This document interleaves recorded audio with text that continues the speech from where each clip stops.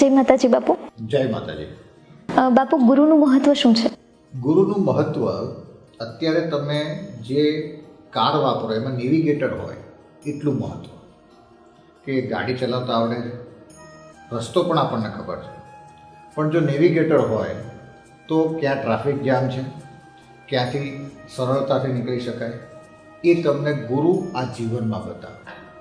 એટલે ગુરુનું મહત્ત્વ અત્યારના સમયના નેવિગેટર જેવું છે, જે આપણને જીવન યાત્રાને સરળતાથી પૂર્ણ કરવા માટે ઉપયોગી નીવડે, જેમનું માર્ગદર્શન.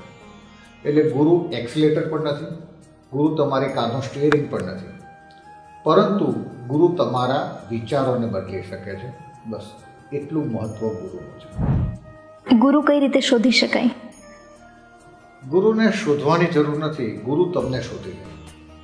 કારણ કે જેને તમે શોધો ને એને તો વસ્તુ કહેવાય, અને ગુરુ એ તો વ્યક્તિત્વ છે.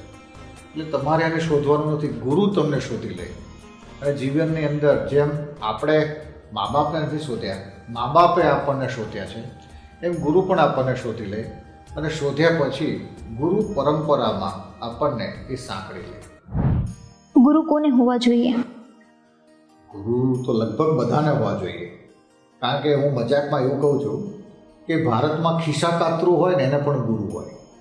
કારણ કે જન્મથી તેને ખિસ્સા કાતરતા ના આવડતું હોય, એમ કોઈ પણ સારી નરસી જે પણ વ્યક્તિએ કંઈ પણ શીખવાડ્યું હોય, પણ એ ગુરુ પોઝિટિવ કે નેગેટિવ છે, જેના જોડથી કોઈ શીખ્યા. જેમ કે આપણે ત્યાં બાળક જન્મે એટલે આપણે ત્યાં કોઈ ફોન આવે અથવા પૂછે કે તમારું બાળક ચાલતા શીખ્યું, તમારું બાળક ખાતા શીખ્યું, તમારું બાળક શીખ્યું. શીખ્યું શબ્દ જે છે એ ખાલી માણસમાં છે. જેમ કે ગૌશાળામાં ગઈકાલે વાછડી આવી તો વાછડીને ખબર પડી ગઈ ક્યાંથી દૂધ મળશે, અને એણે દૂધ પ્રાપ્ત કરવાનું ચાલુ કરી દીધું. 1 વર્ષ પછી આ ગાયની વાછડી ઘાસ ખાવાનું ચાલુ કરી દેશે. કારણ કે પ્રાણીઓને કોઈ પણ બીજા લોકોને શીખવાની જરૂર નથી એ યોનિની અંદર, પરંતુ જ્યારે મનુષ્ય યોનિમાં આપણો જન્મ થાય છે ત્યારે આપણે શીખવું પડે છે. એટલે ગુરુની આવશ્યકતા છે શીખવા માટેની, અને આ ભવસાગરને ગુરુ પાર કરાવી દે. હું સરસ નાનું તમને ઉદાહરણ આપું કે અત્યારે આપણે કુંભલગઢનો કિલ્લો જોવા માટે જઈએ, પણ જો ગાઈડ ન રાખીએ 500 રૂપિયાનો, તો માત્ર ને માત્ર કુંભલગઢના પથરા જોઈને પાછા આવીએ. પણ 500 રૂપિયાનો ગાઈડ રાખ્યો હોય તો આપણને ખબર પડે કે આ કિલ્લો કોણે બનાવ્યો હતો, આ કિલ્લાનું મહત્ત્વ શું છે.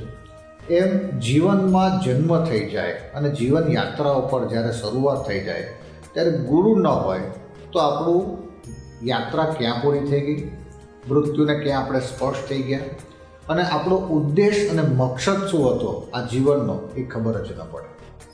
એટલા માટે ગુરુની જરૂર છે તમને વાકેફ કરવા માટે, તમને ઇન્ટ્રોડ્યુસ કરવા માટે, અને તમને એની પરમાત્મા સાથેનો મેળ કરાવવા માટે. પણ અફસોસની વાત આપણે જોઈએ કે અત્યારે જે ધર્મમાંથી ગુરુ પેદા થાય એને ધર્મગુરુ કહેવાય, પણ જે ગુરુમાંથી ધર્મ પેદા થાય છે એ ગુરુ ધર્મ છે, જે રાષ્ટ્ર માટે ખતરનાક છે. કારણ કે આવા કેટલાય સંપ્રદાય, કેટલાય ગુરુ ધર્મવાળા વ્યક્તિત્વ એ હિન્દુસ્તાનની સનાતન હિન્દુ સંસ્કૃતિનો નાશ કરી રહ્યા છે. આ પરંપરા છે, આ કોઈ વ્યક્તિગત વ્યવસ્થા નથી. એટલા માટે આ કોઈ એક વ્યક્તિનો આના ઉપર આધાર નથી. જેમ કે એક દીપકમાંથી બીજો દીપક પ્રજ્વલિત થાય, બીજામાંથી ત્રીજો દીપક પ્રજ્વલિત થાય, એમ અસંખ્ય દીપક પ્રજ્વલિત થાય, તો જે દીપક બીજા દીપકને પ્રજ્વલિત કરે છે એ એનો ગુરુ. એટલે આપણે કૃષ્ણને પણ શાંતિપની ઋષિના આશ્રમમાં મોકલવા પડે. ભલે એક સૂત્ર છે કે કૃષ્ણમ વંદે જગદગુરુ, છતાં પણ કૃષ્ણ જો શાંતિપની ઋષિના આશ્રમમાં ન જાય તો આપણને યોગેશ્વર પણ ન મળે. આપણે મોકલ્યા હતા માધવ, પણ મળ્યા યોગેશ્વર. કેમ? કારણ કે એક માત્ર માચિસની તીલી પણ એક દીપકને પ્રજ્વલિત કરી શકે, અને એ દીપકને પ્રજ્વલિત કરવા માટે માચિસની તીલી એ પર્યાપ્ત છે. એટલે ગુરુ જે છે એ કોઈ એની જોડે બ્રાન્ડ નથી, એ કોઈ એવી વ્યવસ્થા નથી કે કિંમતી ગુરુ હોવા જોઈએ, મોંઘા ગુરુ હોવા જોઈએ, બિઝી ગુરુ હોવા જોઈએ, કોર્પોરેટેડ ગુરુ હોવા જોઈએ. ગુરુ એટલે સામાન્ય શબ્દ હું વાપરું કે તમારા ગામમાં રામજી મંદિરનો જે પૂજારી છે એ તમારા ગુરુ, જેને તમે પ્રશ્ન પૂછી શકો તમારા કોઈ દ્વિધા છે તો તમે એને પૂછી શકશો. હું એક વાત કરું છું કે બોમ્બેના કોઈ મોટી હોસ્પિટલના ડૉક્ટર છે, એની તમે આજે એપોઇન્ટમેન્ટ લો તો તમને 6 મહિના પછી એપોઇન્ટમેન્ટ મળે. પણ રોગ તો આજે છે, તો એ તમારો રોગ કોણ દૂર કરશે? તો કે તમારા ગામના જે ફેમિલી ડૉક્ટર છે એ તમારો રોગ દૂર કરશે. એટલે તમારી જે નિકટ છે, તમારી સમીપ છે, એ તમારા ગુરુ. એટલે જીવતા ગુરુ રાખવા. ચિત્રમાં દોરેલા, ખીટીએ લટકેલા એ ગુરુ તમારા કામના નહીં. કોર્પોરેટ ગુરુ પણ તમારા કામના નહીં, કારણ કે તમને ક્યારેય તમને નામથી નથી ઓળખતા. હું હંમેશા વાત કરું કે ગુરુની એક વ્યાખ્યા છે જે એના શિષ્યને પણ નામથી, ગોત્રથી, નક્ષત્રથી, કુળથી, મૂળથી અને શેના માટેનો જન્મ થયો છે એ ધ્યેયથી ઓળખે. તો એ ગુરુ અને શિષ્ય બંને રાષ્ટ્ર માટે કલ્યાણકારી છે. નહીંતર તો આ ખાલી બ્રાન્ડ છે. કોર્પોરેટ ગુરુનું જે લેવલ છે એ લેવલમાં આપણે જીવી રહ્યા છીએ. તમે બ્રાન્ડેડ કપડાં લો ને તો પણ તમે કોઈ ખેતરમાં કામ ન કરી શકો. તમારે ખેતરમાં કામ કરવું હોય ને તો જૂના કપડાં પહેરીને કરવું પડે. બસ એવી રીતે ગુરુ તમારી એકદમ આત્મીય નાઇટ ડ્રેસ જેવા હોય, જેનો તમને ભાર ન લાગે, જેનાથી તમને રિલેક્સ થઈ શકો. અને ગુરુની બીજી એક મારી વ્યાખ્યા છે કે ગુરુ જ્યારે હોય ત્યારે તમને એનું અસ્તિત્વ ન વર્તાય, અને જ્યારે ગુરુ ન હોય ત્યારે તમને એમની ગેરહાજરી વર્તાય. એનું નામ ગુરુ. અત્યારે આપણે ઘણા બધા ફંક્શનમાં જોઈ રહ્યા છીએ કે ગુરુ આવે એટલે 2 જણ છડી પોકારતા હોય, જગ્યા કરતા હોય, રોડ ઉપર જે ચાલતા હોય એને ફૂટપાથ ઉપર ચડાવી દેતા હોય, અને ગુરુના અસ્તિત્વને વારંવાર એ સાબિત કરવા માગે છે કે કોઈ એવી વ્યક્તિ આવી રહી છે જે તમારાથી વિશેષ. પણ ના, જેમ કે આપણે બાલ મંદિરમાં ભણતા હતા ત્યારે બાલ મંદિરના જે ટીચર હતા એને આપણે બેન કહેતા હતા. 40 વર્ષ પહેલાં, 50 વર્ષ પહેલાં એ બેનને આપણે ગુરુ સમજતા હતા. એ વખતે ટીચર શબ્દ પણ નહોતો, શિક્ષિકા શબ્દ પણ નહોતો, એ વખતે પ્રોફેસર શબ્દ પણ નહોતો, પણ એને આપણે સમજતા હતા કે આ આપણા ગુરુ છે. એટલે આપણને બાલ મંદિરના ટીચરનું નામ યાદ છે, પણ મને કે તમને તમારી કોલેજના પ્રોફેસરનું નામ યાદ નથી. કેમ નથી? કારણ કે જ્યારે આપણે કોલેજમાં આવે ને ત્યારે એવી ખબર પડવા માંડી કે આ તો પૈસા લઈને મને ભણાવે છે. પણ જ્યારે આપણે બાલ મંદિરમાં, નર્સરીમાં, કેજીમાં જતા હતા ત્યારે આપણને એવું હતું કે આ મને જ્ઞાન આપે છે. બસ જે જ્ઞાન અર્પણ કરે છે એ તમારા ગુરુ. તો ગુરુની બહુ સિમ્પલ ડેફિનેશન છે, જેની જોડે તમે આત્મીયતાથી કનેક્ટ થઈ જાઓ, જેનામાંથી તમે જીવનમાંથી જીવતા શીખો. આ કોઈ ચમત્કાર કરવાવાળા ગુરુ નથી કે હવામાંથી ભસ્મ કાઢે કે તમને ઘણા બધા પૈસાવાળા બનાવે. પરંતુ ગુરુની સરસ નાની વ્યાખ્યા એવું છે કે જો તમે બહુ પૈસાવાળા થવું હોય તમારે તો તમારા ઉપર ભાગ્યની કૃપા હોવી જોઈએ. એટલે કે ભાગ્યની કૃપા હોય તો તમે પૈસાવાળા થઈ શકો. પરંતુ તમારા ઉપર જો ગુરુની કૃપા હોય તો એ પૈસા ક્યાં વાપરવા એ બુદ્ધિ તમને અર્પણ થાય. તો ગુરુ તમને દિશા બતાવે છે, બુદ્ધિ બતાવે છે કે કયા પૈસા વાપરવાથી કઈ રીતે પુણ્યને સંચિત કરી શકાય. અને આ એ મુખ્ય કામ છે. માત્ર માચિસની તીલી પણ એક દીપકને પ્રજ્વલિત કરી શકે, અને એ દીપકને પ્રજ્વલિત કરવા માટે માચિસની તીલી એ પર્યાપ્ત છે. એટલે ગુરુ જે છે એ કોઈ એની જોડે બ્રાન્ડ નથી, એ કોઈ એવી વ્યવસ્થા નથી કે કિંમતી ગુરુ હોવા જોઈએ, મોંઘા ગુરુ હોવા જોઈએ, બિઝી ગુરુ હોવા જોઈએ, કોર્પોરેટેડ ગુરુ હોવા જોઈએ. ગુરુ એટલે સામાન્ય શબ્દ હું વાપરું કે તમારા ગામમાં રામજી મંદિરનો જે પૂજારી છે એ તમારા ગુરુ, જેને તમે પ્રશ્ન પૂછી શકો. તમારા કોઈ દ્વિધા છે તો તમે એને પૂછી શકશો. હું એક વાત કરું છું કે બોમ્બેના કોઈ મોટી હોસ્પિટલના ડૉક્ટર છે, એની તમે આજે એપોઇન્ટમેન્ટ લો તો તમને 6 મહિના પછી એપોઇન્ટમેન્ટ મળે. પણ રોગ તો આજે છે, તો એ તમારો રોગ કોણ દૂર કરશે? તો કે તમારા ગામના જે ફેમિલી ડૉક્ટર છે એ તમારો રોગ દૂર કરશે.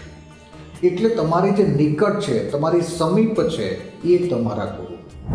તમે બ્રાન્ડેડ કપડાં લો ને તો પણ તમે કોઈ ખેતરમાં કામ ન કરી શકો. તમારે ખેતરમાં કામ કરવું હોય ને તો જૂના કપડાં પહેરીને કરવું પડે. બસ એવી રીતે ગુરુ તમારી એકદમ આત્મીય નાઇટ ડ્રેસ જેવા હોય, જેનો તમને ભાર ન લાગે, જેનાથી તમને રિલેક્સ થઈ શકો.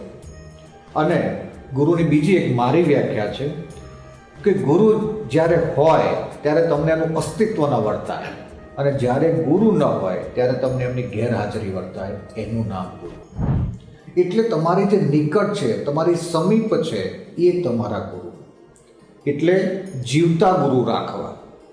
ચિત્રમાં દોરેલા, ખીટીએ લટકેલા એ ગુરુ તમારા કામના નહીં. કોર્પોરેટ ગુરુ પણ તમારા કામના નહીં, કારણ કે તમને ક્યારેય તમને નામથી નથી ઓળખતા. હું હંમેશા વાત કરું કે ગુરુની એક વ્યાખ્યા છે જે એના શિષ્યને પણ નામથી, ગોત્રથી, નક્ષત્રથી, કુળથી, મૂળથી અને શેના માટેનો જન્મ થયો છે એ ધ્યેયથી ઓળખે. બસ જે જ્ઞાન અર્પણ કરે છે એ તમારા ગુરુ. તો ગુરુની આ બહુ સિમ્પલ ડેફિનેશન છે, જેની જોડે તમે આત્મીયતાથી કનેક્ટ થઈ જાઓ, જેનામાંથી તમે જીવનમાંથી જીવતા શીખો. આ કોઈ ચમત્કાર કરવાવાળા ગુરુ નથી કે હવામાંથી ભસ્મ કાઢે કે તમને ઘણા બધા પૈસાવાળા બનાવે. પરંતુ ગુરુની સરસ નાની વ્યાખ્યા એવું છે કે જો તમે બહુ પૈસાવાળા થવું હોય તમારે તો તમારા ઉપર ભાગ્યની કૃપા હોવી જોઈએ. એટલે કે ભાગ્યની કૃપા હોય તો તમે પૈસાવાળા થઈ શકો. પરંતુ તમારા ઉપર જો ગુરુની કૃપા હોય તો એ પૈસા ક્યાં વાપરવા એ બુદ્ધિ તમને અર્પણ થાય. ખૂબ જ ભણ્યા ગણ્યા પછી ગુરુની જરૂર પડે, એમને ગુરુ હોવા જોઈએ. એક મિસાઇલ છે, એની અંદર જો પ્રોગ્રામિંગ ન હોય તો મિસાઇલને ખબર જ ન પડે કે પંજાબમાં ફૂટતું પાકિસ્તાનમાં ફૂટતું.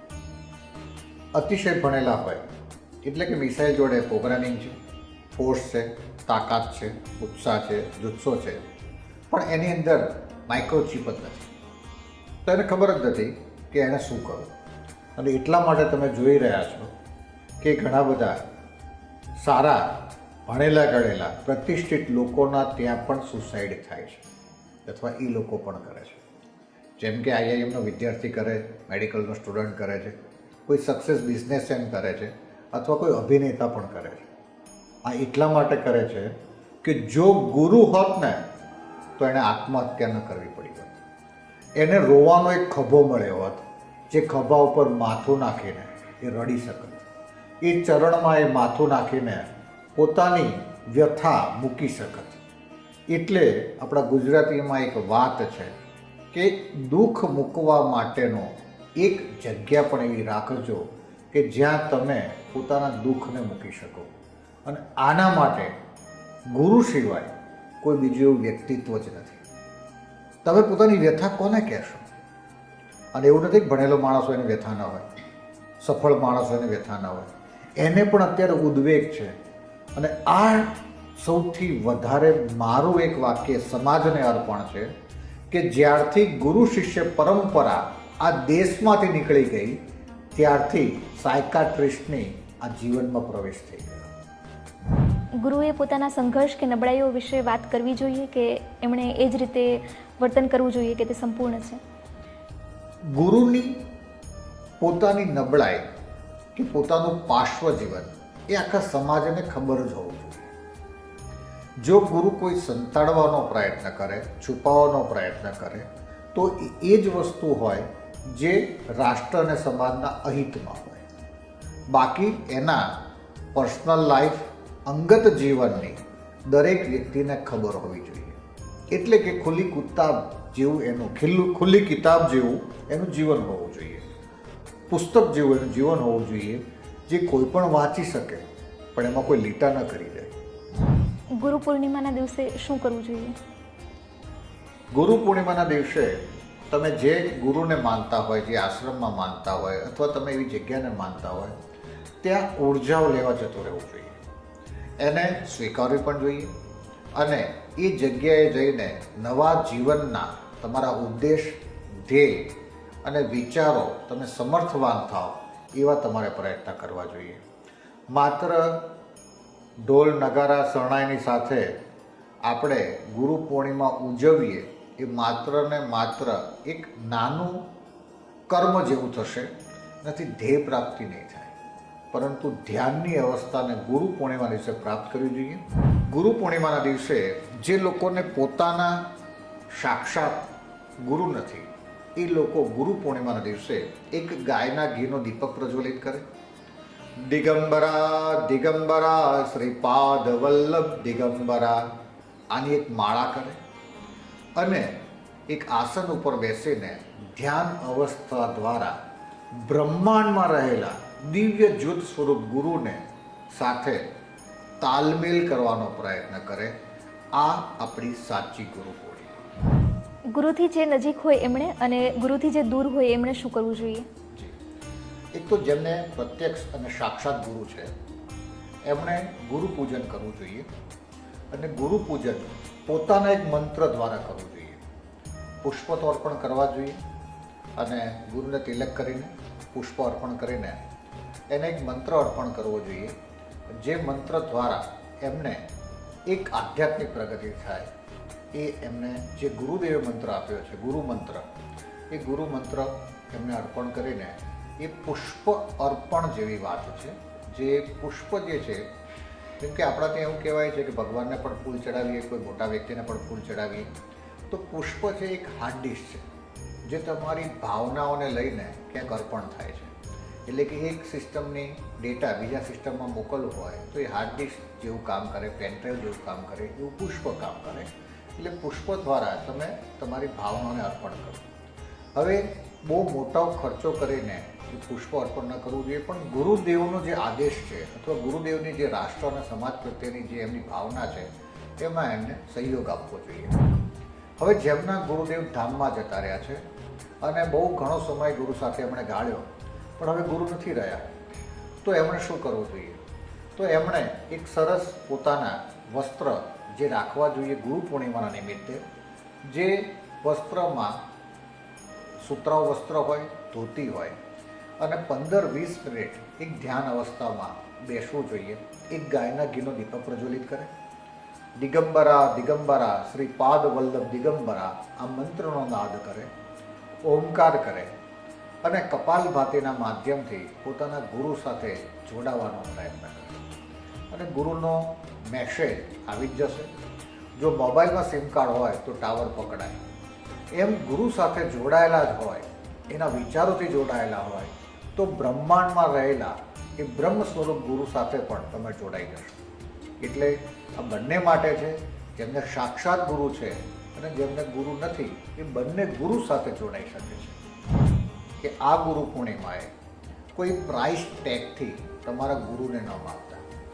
હા, તમે રાશિ અર્પણ કરી શકો છો, પરંતુ કોઈની સાથે તમે સરખામણી ન કરતા કે કેટલી રાશિ અર્પણ કરવી. તમે જે પણ અર્પણ કરો એ ગુરુ તમારા પ્રેમના ભૂખ્યા છે. આપણાથી કીધું છે, સાધુ ભૂખ્યા હૈ ભાવ કા, ધન કા ભૂખા નાહી, અગર ધન કા ભૂખા હૈ તો वो સાધુ નાહી. તો આ ગુરુ પૂર્ણિમાએ તમારા પ્રત્યક્ષ ગુરુને અર્પણ છે. લોકો અત્યારે ઇન્ફ્લુએન્સર્સને જ ગુરુ સમજી રહ્યા છે, તો એને કેવી રીતે રોકી શકાશે? જો સમાજને જો રોકાતું હોત ને તો સ્વામી વિવેકાનંદને રોકી લીધું હોત, રોકાતું હોત તો દેન સરસ્વતીજીએ પણ રોકી લીધું હોત. એમ ઇન્ફ્લુએન્સરને જે ગુરુ સમજતા હોય એને એના ગુરુને મુબારક છે, પરંતુ જેણે ખરેખર આધ્યાત્મિક પ્રગતિ કરવી છે એને તો સક્ષમ અને સમર્થ ગુરુ એને શોધી શકે એવું પોતાનું વ્યક્તિત્વ લઈ જવું પડે તો એને મળી શકે. નહીંતર બધાને જ ખબર છે કે smoking is dangerous for your health, છતાં પણ વેચાઈ રહી છે. એને તમે રોકી નહીં શકો, કારણ કે એ સમાજની જરૂરિયાત છે. સોશિયલ મીડિયા પર ઘણી વખત એવી રીલ્સ આવતી હોય છે કે તમે આવા નંબર્સ લખો અથવા તો આવા કલરના કપડાં પહેરો તો તમારું સારું થશે અથવા તો કંઈ પણ તમને પ્રગતિ કરાવશે. તો શું એ યોગ્ય છે? યોગ્ય અયોગ્યની તો વાત નથી, પરંતુ એક નાનું બાળક હોય એને કોઈ પણ વ્યક્તિ મિસગાઈડ કરી શકે, પણ એ ઘરે આવીને પછી એની મમ્મીને પૂછે ને એની મમ્મી એવું કહે કે ના આપણે આવું ન કરાય. એમ તમારા કોમ્પ્યુટર, તમારા સિસ્ટમમાં જો એન્ટીવાયરસ ન હોય તો કોઈ પણ તમારી સિસ્ટમ કરપ્ટ કરી શકે છે. જેમ કે અત્યારે જે ઓનલાઈન ફ્રોડ થઈ રહ્યું છે, ડિજિટલ એરેસ્ટિંગનો પ્રોબ્લેમ થઈ રહ્યો છે, એ કેમ થઈ રહ્યો છે? એ એટલા માટે થઈ રહ્યો છે કે પોતાનું જાગૃતતા નથી. તમને કોઈ નાની નાની વાતમાં સુખી અને ખુશ કરવાની વાત કરતું હોય તો તમારે એવું કહેવું જોઈએ કે હું પહેલેથી જ ખુશ છું, હું પહેલેથી જ સુખી છું. કારણ કે મારે સક્ષમ ગુરુ છે. આ હાથ ઉપર આંકડા લખવાથી, કપડાં પહેરવાથી કે કોઈ નાના નાના ટૂચકા કરવાથી જો સુખી થવાતું હોય તો આ ભારત દેશની અંદર ડિપ્રેશનથી કોઈ પીડાતું ન હોય. અરે તમે તો એવું હમણાં ભારતની અંદર જે મોટિવેશનલ સ્પીકર હતા એણે પોતે આત્મહત્યા કરી, જે કદાચ તમારો ધ્યાનમાં હશે. બસ આ પરિસ્થિતિ થઈ રહી છે. એટલે ગુરુ સાથે આ બધી કોઈ સરખામણી જ ન થાય. ચૂરમાના લાડવા જોડે તમે પિઝાની સરખામણી કરી જ ન શકો.